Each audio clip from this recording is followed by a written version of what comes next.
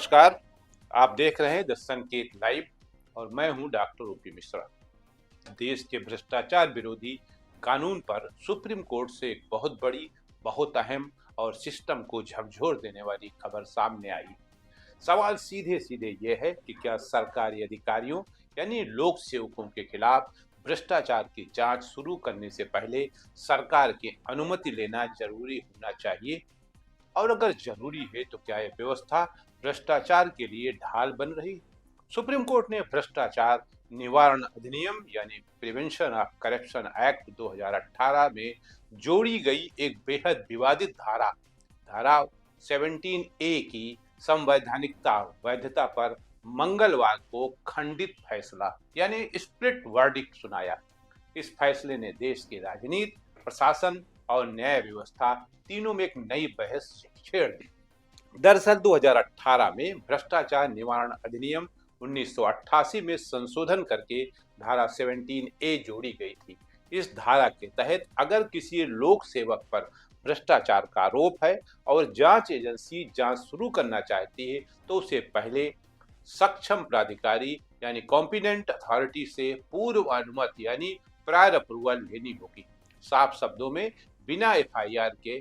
बिना अनुमति के एफआईआर, इंक्वायरी या इन्वेस्टिगेशन शुरू नहीं की जा सकती। अब इसी धारा 17A को NGO centre for public interest litigation यानी सीपीआईएल ने जनहित याचिका के जरिए सुप्रीम कोर्ट में चुनौती दी थी। सीपीआईएल का कहना था कि यह धारा संविधान के खिलाफ है, भ्रष्टाचार विरोधी कानून को कमजोर करती है और जांच में बाधा बनकर भ्रष्ट अधिकारियों को फायदा पहुंचाती है। इसी पीआईएल पर सुप्रीम कोर्ट के 2 जजों की पीठ ने फैसला सुनाया, लेकिन दोनों जज एक राय नहीं बने, इसलिए फैसला स्प्लिट हो गया। अब आप ध्यान से समझिए कि सुप्रीम कोर्ट के 2 जजों ने क्या कहा और ये मामला इतना बड़ा क्यों बन गया। पहले पक्ष में है जस्टिस बीबी नागरत्ना। जस्टिस नागरत्ना ने साफ और बेहद कड़े शब्दों में कहा कि भ्रष्टाचार निवारण अधिनियम की धारा 17A असंवैधानिक है और इसे रद्द किया जाना चाहिए। उनका तर्क है कि भ्रष्टाचार जैसे अपराध की जांच शुरू करने से पहले किसी तरह की पूर्व अनुमति की शर्त ही अपने आप में कानून के उद्देश्य के खिलाफ, यानी अगर कॉम्पिटेंट अथॉरिटी परमिट नहीं करेगा तो बड़े से बड़ा भ्रष्टाचारी के खिलाफ चाह कर भी न पुलिस न कानून कुछ कर पाएगा, और इसी कमजोरी का फायदा सो कॉल्ड लोक सेवक उठाते हैं, उठाते रहेंगे, उठाते आए हैं। क्योंकि इस तरह की अनुमति व्यवस्था जांच को रोकती है, देरी कराती है और भ्रष्ट अधिकारियों को बच निकलने का मौका देती है। जस्टिस नागरत्ना ने यह भी कहा कि प्रावधान ईमानदार अधिकारियों की रक्षा के नाम पर भ्रष्ट लोक सेवकों को संरक्षण देने वाला बन जाता है, यानी जो कानून भ्रष्टाचार रोकने के लिए बना था उसमें ऐसी शर्त डालकर सिस्टम में ब्रेक लगा दिया गया। और सबसे बड़ी बात, अगर जांच एजेंसी को हर बार अनुमति के लिए उसी सरकार के पास जाना पड़े जिनके अधिकारी पर भ्रष्टाचार का आरोप है तो हितों का टकराव यानी कन्फ्लिक्ट ऑफ इंटरेस्ट पैदा होता है। यही वजह है कि सीपीआईएल के वकील प्रशांत भूषण ने भी दलील दी कि सरकार अक्सर अनुमति देती ही नहीं है, और जब सरकार ही सक्षम प्राधिकारी है तो जांच शुरू होने से पहले ही भ्रष्टाचारियों के लिए सुरक्षा कवच बन जाता है, यानी कानून की आत्मा को ही चोट लगती है। अब दूसरा पक्ष जस्टिस केवी विश्वनाथन। जस्टिस विश्वनाथन का मत बिल्कुल अलग है। उन्होंने धारा 17A को संवैधानिक रूप से वैध माना है, लेकिन साथ ही एक बड़ा कंडीशन रखा है। जस्टिस विश्वनाथन ने कहा कि यह धारा तभी न्याय संगत और संवैधानिक मानी जाएगी जब पूर्व अनुमति देने का फैसला लोकपाल या राज्य के लोकायुक्त करें। कहां कितने राज्यों में लोकपाल है और कहां ये व्यवस्था काम कर रही है। आजकल तो सिर्फ लोकपाल नाम के हैं, कहीं कुछ नहीं। उनका तर्क यह है कि व्यवस्था में ईमानदार अधिकारियों की भी सुरक्षा चाहिए, क्योंकि कई बार नीतिगत फैसलों पर बाद में राजनीतिक दबाव या दुर्भावना के कारण अधिकारियों को निशाना बनाया जाता है। अगर बिना किसी फिल्टर के जांच शुरू हो जाए तो नौकरशाही में डर का माहौल बनेगा, डिसीजन मेकिंग कमजोर होगी और अच्छे प्रतिभाशाली लोग प्रशासन में आने से बचेंगे। जस्टिस विश्वनाथन का कहना है कि प्रायर अप्रूवल की व्यवस्था ईमानदार अधिकारियों की रक्षा करेगी और साथ ही भ्रष्ट लोगों को सजा भी सुनिश्चित हो सकेगी, बशर्ते ये शक्ति सरकार के बजाय लोकपाल या लोकायुक्त के हाथ में हो। यानी उनका फोकस ऑनेस्ट ऑफिसर्स प्रोटेक्शन, ताकि गवर्नेंस में काम करने वाले लोगों में अनावश्यक दबाव न बने।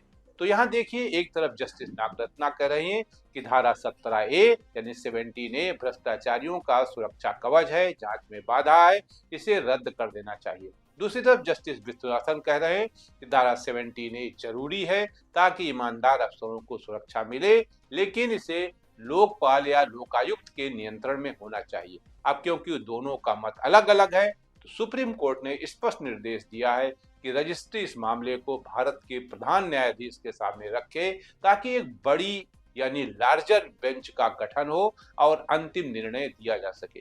यानी अभी धारा 17A का भविष्य तय नहीं हुआ है, फैसला बड़ी बेंच करेगी। ये पूरा मामला संविधान, प्रशासन, भ्रष्टाचार नियंत्रण और न्याय प्रक्रिया के बीच एक सीधा टकराव बन गया है। अब सवाल ये है कि धारा 17A की बहस देश के लिए इतनी अहम क्यों है? क्योंकि ये केवल कानूनी तकनीकी मुद्दा नहीं, ये सिस्टम का पावर बैलेंस है।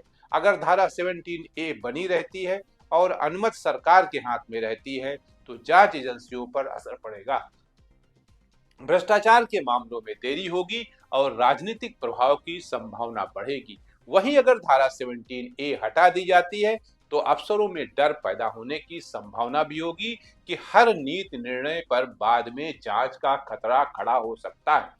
इसलिए जस्टिस विश्वनाथन का प्रस्ताव लोकपाल या लोकायुक्त दरअसल एक मध्य रास्ता है, सरकार से अनुमति छीनकर एक स्वतंत्र संस्था को देना। लेकिन फिर भी सवाल रहेगा कि क्या लोकपाल और लोकायुक्त संस्थाएं इतनी मजबूत हैं, इतनी स्वतंत्र हैं कि वे बिना दबाव के निर्णय कर सके? यही असली बहस है। इस केस में केंद्र सरकार की ओर से सॉलिसिटर जनरल तुषार मेहता ने अदालत में पक्ष रखा, यानी सरकार इस धारा के पक्ष में खड़ी रही, लेकिन अदालत के स्प्लिट वर्डिक्ट ने ये संकेत दे दिया कि कानून की ये धारा गंभीर संवैधानिक जांच के दायरे में है। अब बड़ी बेंच में ये मुद्दा जाएगा और वहां दो टूक फैसला होगा कि या तो धारा 17A बनी रहेगी या बदली जाएगी या रद्द हो जाएगी।